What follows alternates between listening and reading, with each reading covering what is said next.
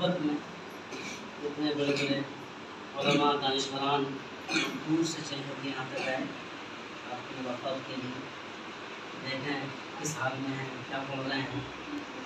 ماشاء اللہ دیکھ کر تو خوشی ہوئی.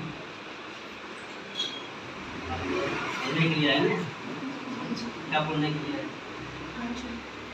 دین کا علم سیکھنے ہے نا, دین کا علم سیکھنے. اور کیوں سیکھ رہے ہیں, کیوں پڑھ رہے ہیں, مقصد کیا ہے اس کا؟ آپ ہی جی بن کر کتابی سنائیں گے, کیسے آئیں گے؟